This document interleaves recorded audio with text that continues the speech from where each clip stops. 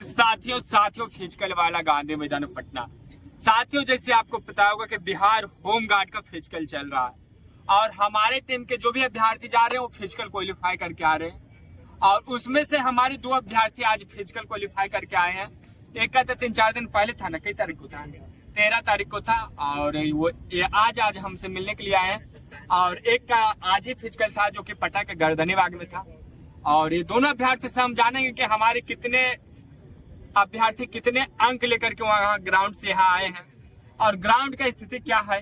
और ये जो अफवाह चल रहा है कि दौड़ में ट्रैक जो ज्यादा कर दिया गया है, दौड़ में जो टाइमिंग है वो बहुत ज्यादा टाइमिंग बताया जा रहा है, लोग अभ्यर्थी को फेल कर दिया जा रहा है, क्या कारण है, ये बात सही है या गलत है, और सारी बात पे आज हम चर्च करेंगे। साथ ही साथ ये भी जानेंगे ट्रैक कैसा है और ये जानेंगे कि लॉन्ग जंप का ट्रैक कैसा है और लॉन्ग जंप में कितने चांस दिया जाता है और कितने बार दिया जाता है, हाई जंप में कितने चांस दिया जाता है, कितने बार चांस दिया जा रहा है, सबसे पहले लॉन्ग जंप होता है या हाई जंप होता है, क्या होता है, कौन कौन से कागजात हमें ले जाना है, सारी बात आज इन दोनों से हम जानते हैं। चलिए, सबसे पहले आप बताएं कि आप रहने वाले कौन डिस्ट्रिक्ट के हैं? दरभंगा जिला के आप हैं। आपका दौड़ कौन सा ग्राउंड में हुआ है? दरभंगा में।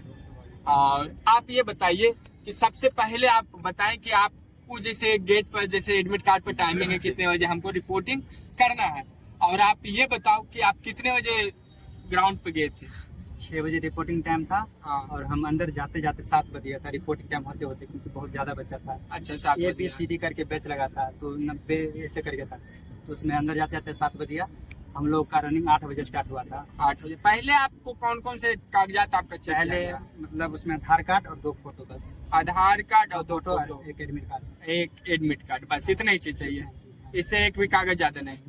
और उसके बाद आपको ग्राउंड पे ले जाया गया। ग्राउंड पे सबसे पहले आपको रनिंग करवाया गया। हाँ, पहले वहाँ गए तो मतलब चेस्ट नंबर दिया। चेस्ट नंबर दिया। उसके बाद लैपटॉप पे चेस्ट नंबर के साथ लिख लिए। उसके बाद हम लोग का 5 नंबर बैच था, तो हम लोग का फिर उसमें लाइन लगवा के रनिंग करवाया। फिर रनिंग कराने के बाद हम लोग का मतलब एक जो बच्चा क्वालिफाई था उसको एक साइड बैठाया, मतलब पहले से आपको एक ही हॉल में बैठा दिया। जो बच्चा 7 को हम लोग में पास किया था तो उसको एक बैच में बैठाया गया। उसके बाद लाइन में लगा दिए, चेस्ट नापने मतलब हाइट नापने के लिए चेस्ट नापने के लिए। उसके बाद हम लोग का हाई जंप हुआ, उसके बाद लॉन्ग जंप, तब गोला, उसके बाद मेडिकल हुआ, उसके बाद। अच्छा, सबसे पहले आप ये बताओ कि रनिंग के बाद डायरेक्ट चेस्ट नापा गया? रनिंग के बाद मतलब उसमें बैठाने के बाद 10 या 15 मिनट के बाद हाइट नापा गया। उसके बाद चेस्ट। और उसके बाद आपको क्या कराया गया? हाई जंप या लॉन्ग? High jump. उसके बाद लॉन्ग जंप। उसके बाद गोला। उसके बाद गोला। और लगभग आप बताएंगे कि एक आइडिया आप बताएंगे कि कितने अभ्यर्थी आपके बैच में थे? 90 थे, उसमें से हम लोग 7 पास किए थे बस। 7 क्वालिफाई किए थे। और ऐसा आपको दिखा होगा कि कितने अभ्यर्थी जो थे जो 15 में 15 अंक उठाए हैं? ऐसा एक भी नहीं था। एक भी नहीं थे। लगभग अभ्यर्थी कितने अंक उठा रहे थे? एक लड़का का आया था 14, मेरा आया था 12, उसके बाद बाकी सब का था 7 या 6, उससे ज्यादा किसी का नहीं। इसी तरीके से चल रहा है। और आपका कैटेगरी क्या है? SC। और आप मार्क्स कितना लाए हैं? 12 नंबर लाए हैं। और चलिए आपसे जानते हैं, आप रहने वाले किस डिस्ट्रिक्ट के हैं? और पटना जिला का आप रहने वाला। आपका दौर आज था और आप बताएंगे कि आपका क्या प्रक्रिया रहा? आज 5 बजे रिपोर्टिंग था और ग्रुप सी में थे हम। हाँ। वहाँ पर 5:30 बजे एंट्री के अंदर। हाँ। उसके बाद बैठाया एक घंटा अंदर और फिर अंदर ले जाके थाम लिया। हाँ। थाम लेने के बाद फिर एक अदर जगह था उसमें बैठने के लिए। हाँ। रनिंग के चेस्ट लगा के बैठा दिया जाता है। वहाँ बैठाने के बाद फिर रनिंग टाइम आया तो रनिंग करवाया गया। उसमें से 145 लड़का में से 16 लड़का पास किया। 16 लड़का पास हुआ। और आप लोग को रनिंग के बाद फिर क्या क्या लाया गया? रनिंग के बाद पहले जो लड़का पास किया था उसको नाम पुकारा गया। उसके बाद जो छठा था उसका टाइमिंग बताने के बाद बाहर कर दिया गया।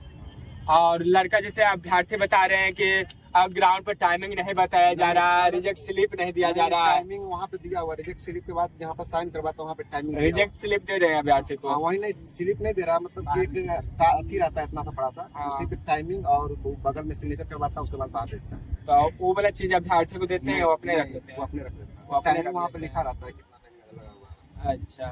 और उसके बाद क्या होता है? अभ्यर्थी जो पास करते हैं उसके उनको बाद उसको 10-15 मिनट बैठाता है, उसके हाँ। बाद हाइट नापता है, हाँ। हाइट नापने के बाद फिर चेस्ट नापा, उसके और बाद चेस्ट के बाद फिर हाई जंप पे ले गया, हाई जंप, उसके बाद फिर लॉन्ग जंप पे, उसके बाद गोला पे ले गया। गोला पे। और आप बताएंगे कि लगभग आपके अभ्यर्थी जितने बैच थे, लगभग कितने अभ्यर्थी 15 में 15 उठाए हैं?